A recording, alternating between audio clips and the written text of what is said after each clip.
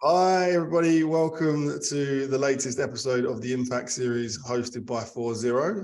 My name is Michael Palmer. I'll be your host for today. And I'm delighted to be joined by Torben Schwellnus, who is the CTO at Zala. So Torben, firstly, look, thank you very much for joining me today. Hey, Mike. Thanks for having me on the show. It's awesome.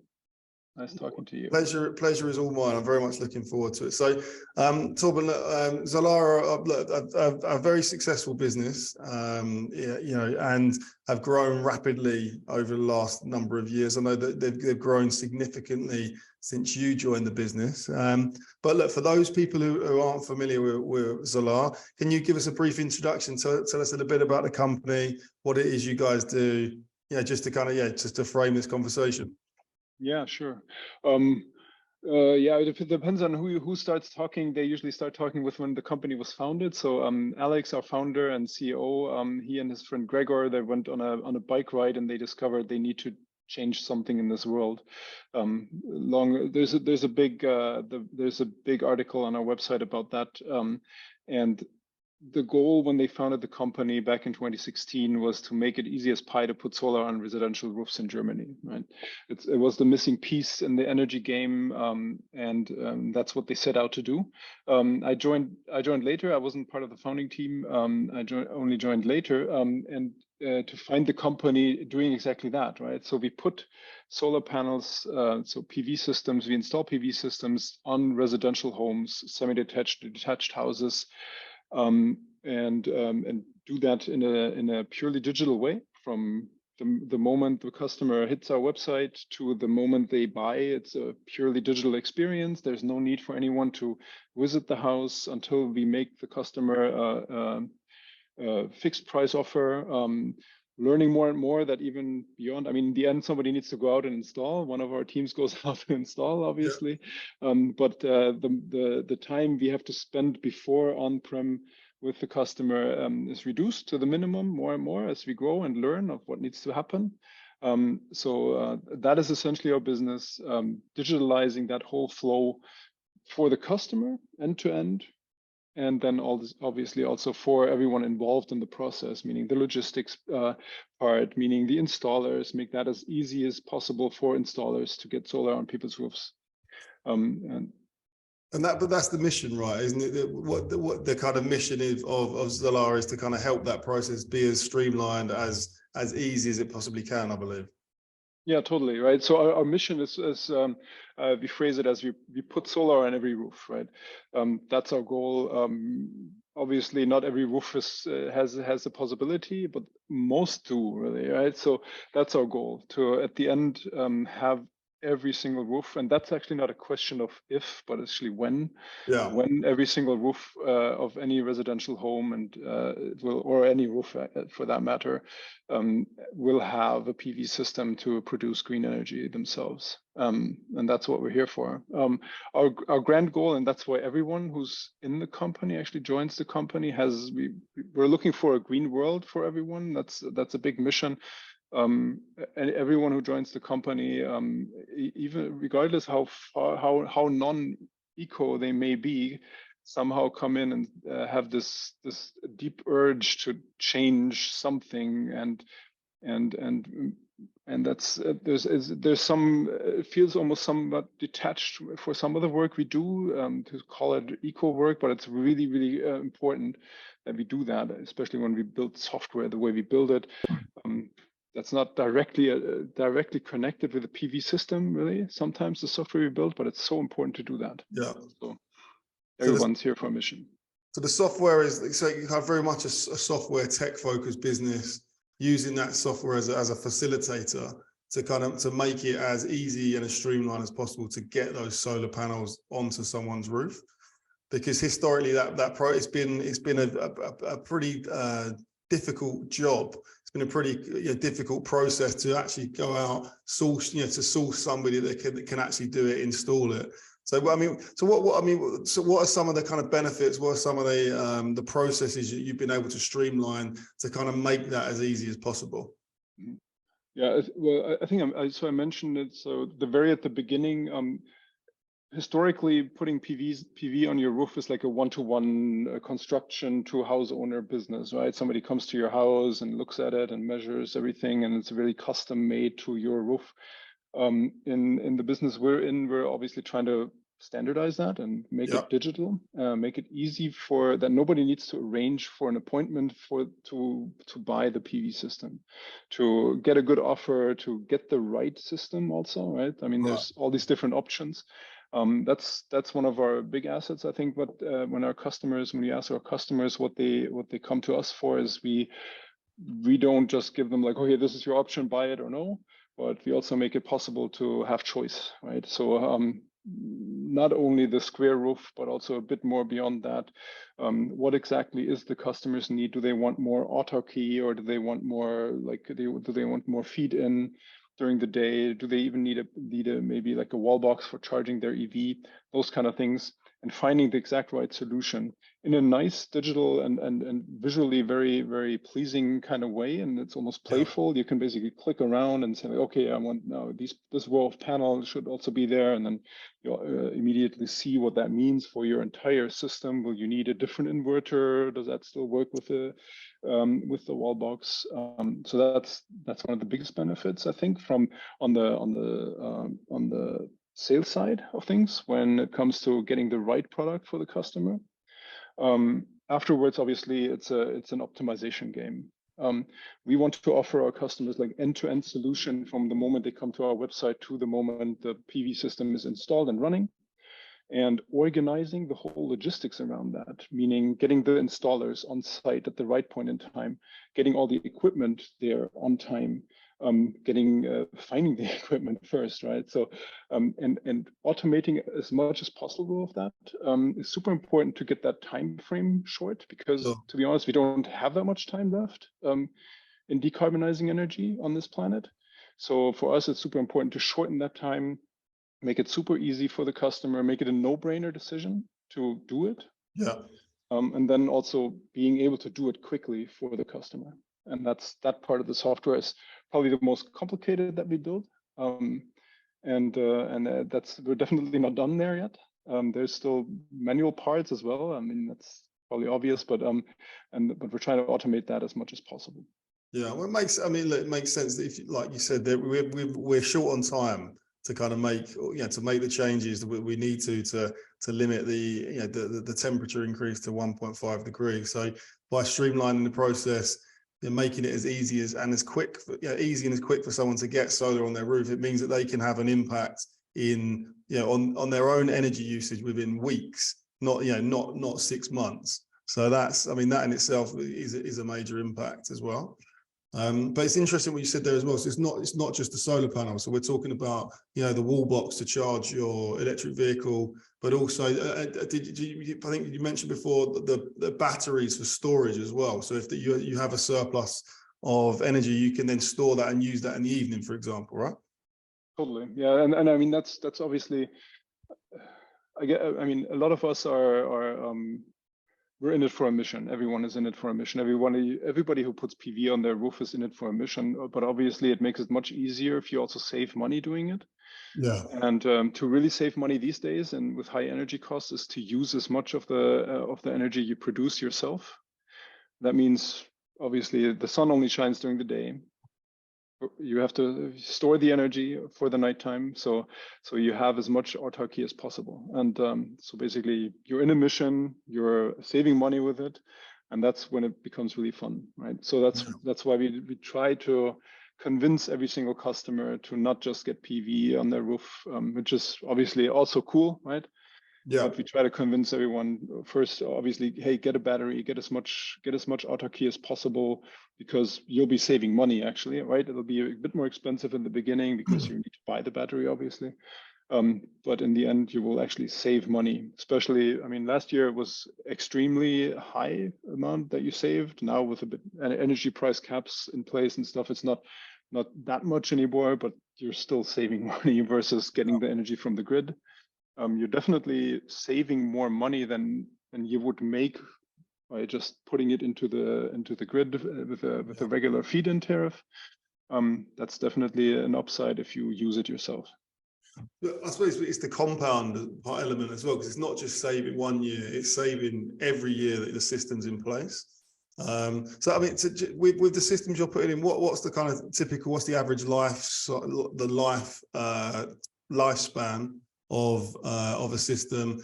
How long does it typically, would you say it would take to kind of pay back that kind of upfront investment, and then put you into kind of really significant savings? Yeah, I mean, obviously, the normal answer is it depends, right? You'd have to kind of figure out how big is your, like, how many panels do you have? How much energy do you produce? How big is the battery we use?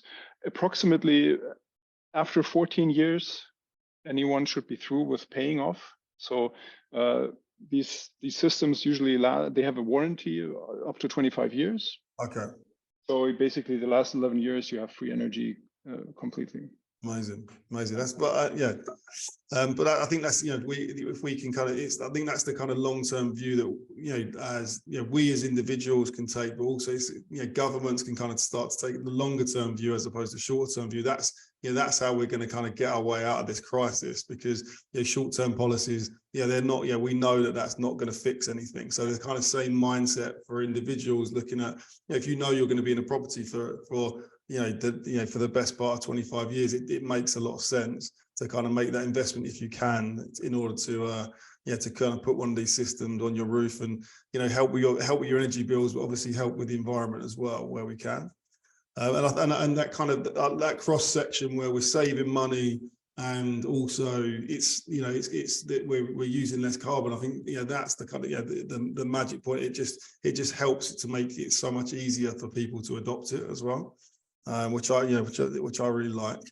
I mean, so look, it's such a no-brainer, right? So when you save money, and you save money by doing something awesome, something good for our planet. Yeah, I mean, it is a no-brainer. I probably use that phrase a bit too often, but it is an absolute no-brainer.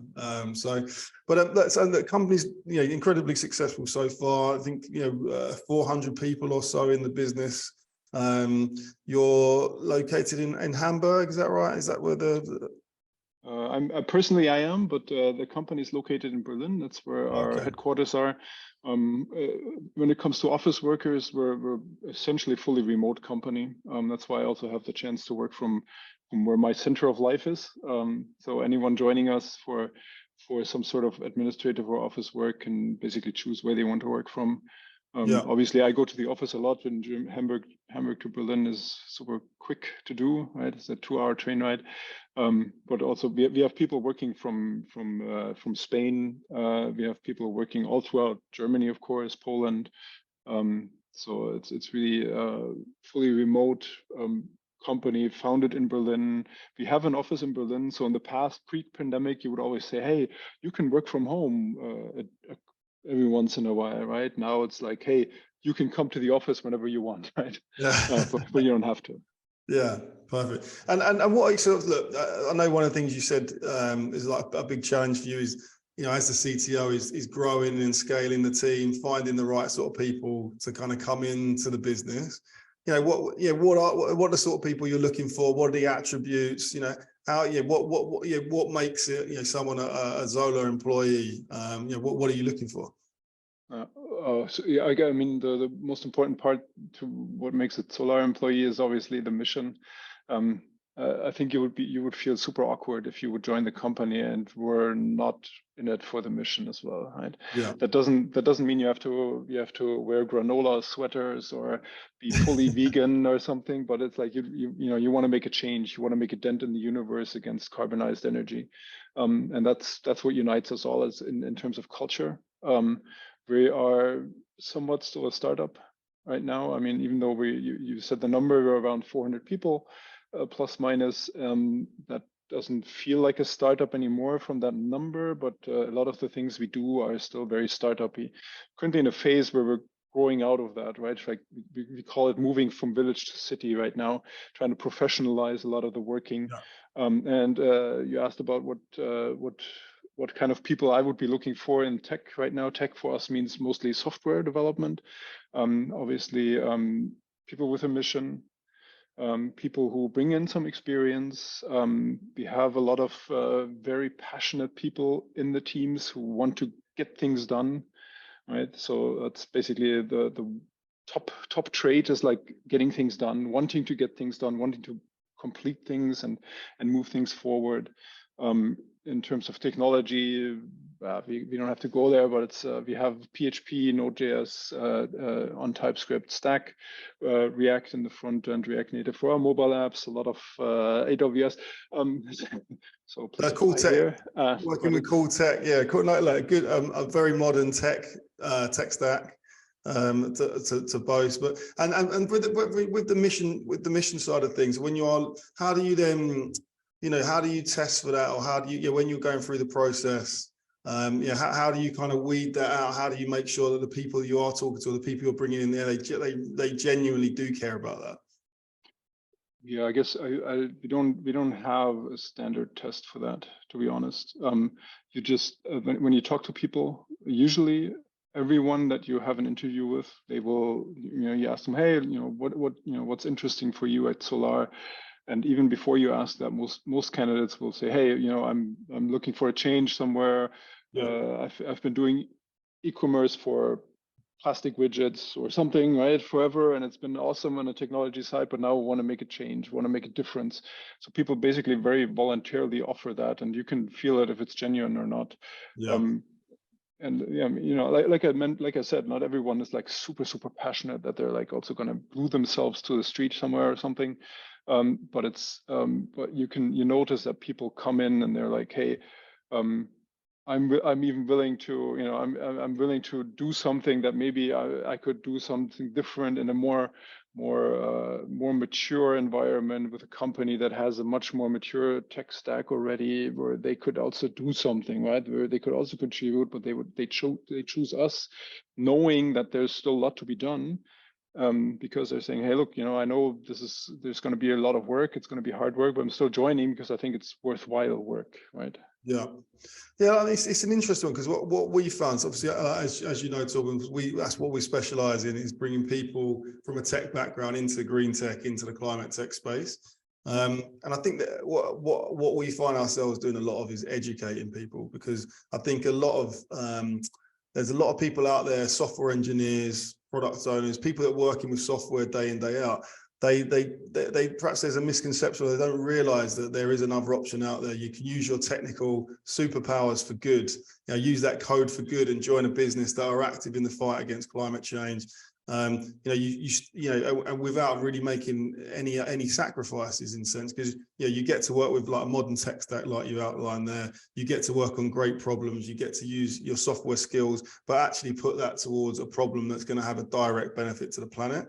And 9 times out of 10, assuming like with yourselves, they're not having to make a compromise on salary to work with mission or purpose, because we're talking about incredible businesses that are well funded. In the case of Zala, 400 people. You don't get to 400 people if you're not paying competitive salaries.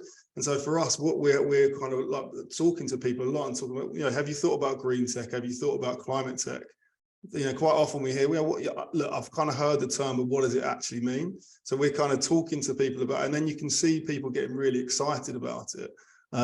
So it's like you said, that a lot of people we play, there are lots of people out there that we place that have been, their purpose and their mission in life is they just want to work in climate. That is kind of what drives them in the morning. But there are people, a lot of a band of people that are coming through that have kind of been thinking about it for a while, but haven't necessarily been given that push, or have not been kind of actively kind of approached and kind of knocked on the door and said, look, have you thought about this? And you could make a real difference with your skills. So I think there's a lot that people like ourselves, and people, and the growing band of green tech, climate tech, with all the traction it's getting, that's just helping to build the knowledge around that actually, look, I can have a career in climate, I can have a great career in climate, and I can make a difference. Yeah, totally. Yeah, totally agree with that. I mean, a good example is some of the stuff that we have to do, right, to put PV on people's roofs in an efficient way. Is you have looking for people that know how to build business processes and shape them in software, right? This is something that you would you find everywhere in the industry somewhere. It wouldn't have been my, like before I started at Solar, wouldn't have been my initial guess, like, okay, yeah, we definitely need this here. But this is like, this is a super important skill, right? Helping to shape processes to make things more efficient. You could do that in some coal-powered plant somewhere, or you can do this at Solar by helping shape the processes that make it much more easy and much quicker really to install. And that's super awesome, because even if you think you might, hey, I don't have an education in green tech, didn't study anything with green tech before, but there's a lot of need for a lot of different functions. Yeah, and also, but bringing in those kind of bright minds from other sectors, is only going to strengthen the climate, the climate space. So yeah, we want those people to come in from finance, from manufacturing, wherever they might be working, but to come and use the skills and knowledge they've got to make a positive impact. There's tons of opportunities, definitely. Yeah. And it's not just, I know we're talking a lot about tech, but it's not just tech.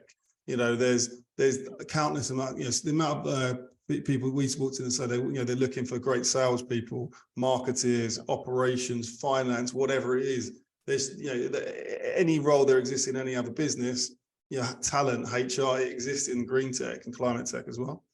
Totally. If you're, I'm definitely not a salesperson, but if you're somebody that can sell well and can convince people of the benefits of using clean energy, of installing PV system, what better way is there? You can probably use that skill to sell, I don't know, something evil to people as well, but hey, you could use that and do something great with it, right? Use that awesome sales skill.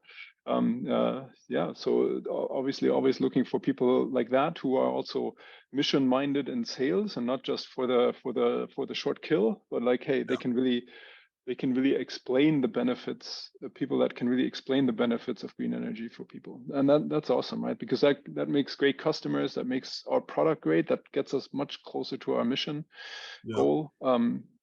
So yeah, totally agree. Lots of different roles. When I say tech, I also mean product, of course, because obviously we need to define what we build. Yeah, amazing. Well, Torben, it's been really insightful and fantastic to talk to you today. I really enjoyed our conversation. On behalf of everyone that's watched this, thanks very much for joining us today. It's been a pleasure, and hopefully in future we'll be able to come back and revisit with you as well. It'd be awesome. Thank you, Michael. Brilliant. Well, have a good rest of your day, Torben. I'll speak to you soon. See you. Bye-bye.